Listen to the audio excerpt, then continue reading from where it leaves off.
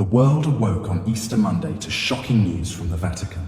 Pope Francis, the 266th leader of the Catholic Church, had died at the age of 88, just hours after appearing before thousands of faithful in St. Peter's Square for Easter Sunday celebrations. The pontiff, who had transformed the papacy with his humility and focus on the marginalized, returned, as Cardinal Farrell announced, to the house of the Father.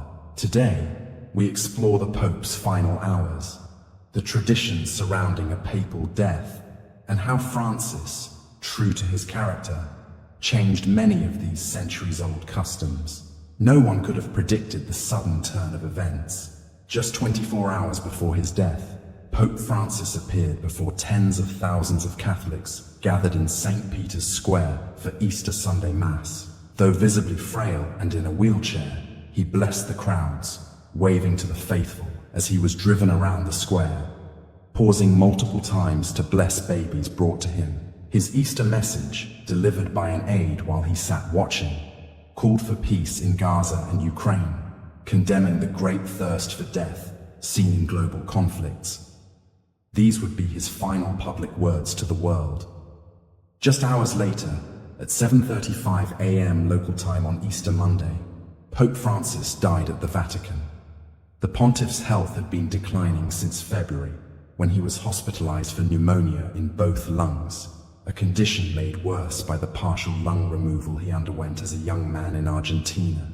Despite his struggles, few expected his death so soon after his public Easter appearance. BBC correspondent Davide Giglione described witnessing people running towards St. Peter's Square when the news broke, some openly crying in the streets of Rome. Jorge Mario Bergoglio's journey to the papacy was unconventional from the start. Born in Buenos Aires to Italian immigrants fleeing fascism, he worked as a nightclub bouncer and chemical technician before joining the Jesuits. Rising through the ranks, he eventually became the first non-European pope in nearly 1,300 years, the first from the Americas, and the first Jesuit to occupy the throne of St. Peter. During his 11-year papacy, Francis redefined what it meant to be pope. He rejected the traditional papal apartments, choosing instead to live in the Vatican guest house. He washed the feet of prisoners, embraced the disfigured, and advocated fiercely for the poor, migrants, and the environment. His final Easter message embodied his life's work, calling for freedom of religion, thought, and expression, while pleading for peace in conflict zones and aid for starving people that aspire to a future of peace. The death of a pope triggers a series of carefully choreographed events that have remained largely unchanged for centuries until Francis.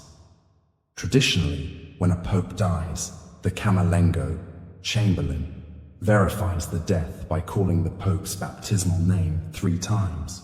When there is no response, the Camerlengo announces, "The pope is truly dead." The pope's fisherman's ring is then destroyed, symbolizing the end of his authority. The body is typically embalmed within 24 hours and placed on a raised platform called a catafalque in St. Peter's Basilica for public viewing. Traditionally, popes were buried in 3 nested coffins, cypress, lead, and oak, each symbolizing different aspects of the papal office. But Francis, consistent with his lifelong simplicity, rewrote these traditions.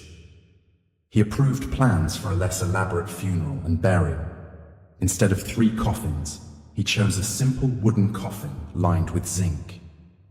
He also eliminated the tradition of displaying his body on a catafalque, opting instead to remain inside the coffin with the lid removed for mourners to pay their respects.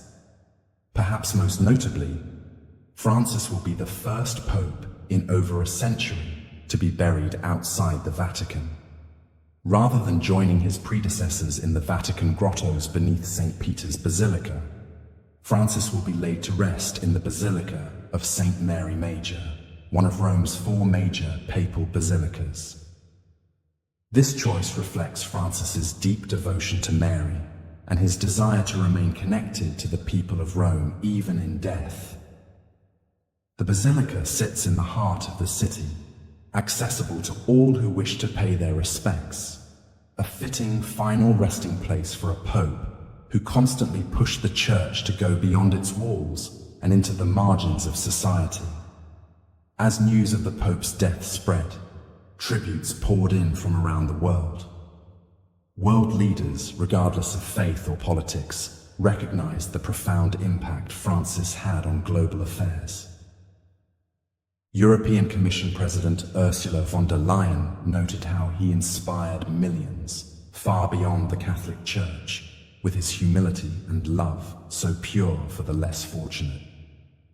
Prime Minister Giorgia Meloni of Italy remarked, "I had the privilege of enjoying his friendship," adding that Francis had asked the world for the courage to change direction. US Vice President J.D. Vance, who had met with the Pope just hours before his death, expressed that his heart goes out to the millions of Christians all over the world who loved him. The Archbishop of York, Stephen Cottrell, remembered Francis as both a holy man of God who was also very human, witty, lively, good to be with. In the coming days, the College of Cardinals will gather in Rome to elect Francis's successor in a process known as the Conclave. After a 9-day mourning period, the Cardinals will enter the Sistine Chapel, where they will remain sequestered until they elect a new pope by a 2/3 majority.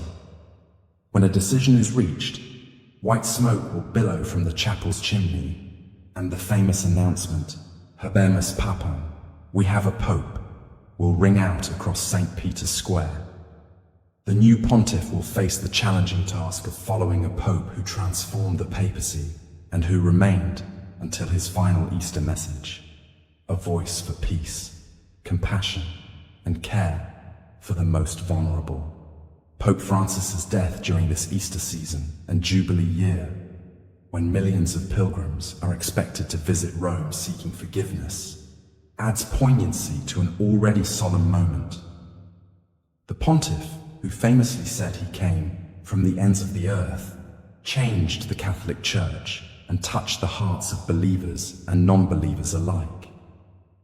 As the bells of St. Peter's toll in mourning and the faithful gather to say farewell, Francis leaves behind a legacy that challenges us all to, as he often said, build bridges, not walls, and to remember those at the margins. For a man who chose the name Francis after St. Francis of Assisi, the saint of the poor, his final journey maintains the simplicity and humility that defined his papacy. In death, as in life, Pope Francis continues to teach us about the essence of faith and service. In the coming days, millions will watch as cardinals gather for the conclave that will select his successor, who will be chosen to follow in Francis's revolutionary footsteps. And how will the Church continue to evolve in our rapidly changing world? We'll be bringing you exclusive coverage of the papal funeral and the historic conclave that follows. This is a pivotal moment not just for Catholics, but for our global society. If you found this insight into Vatican traditions valuable, please hit that subscribe button now to stay updated on this historic transition of power. Your likes and comments help us reach more people with this important story, so take a second to share your thoughts below.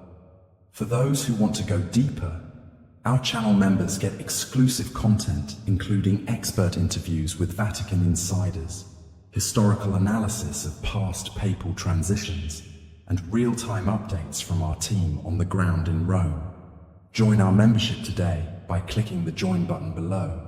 Share this video with anyone interested in this historic moment, whether they're following for religious reasons or simply fascinated by these centuries-old traditions playing out in our modern world. Thank you for watching. We are Storybox, reporting from Vatican City.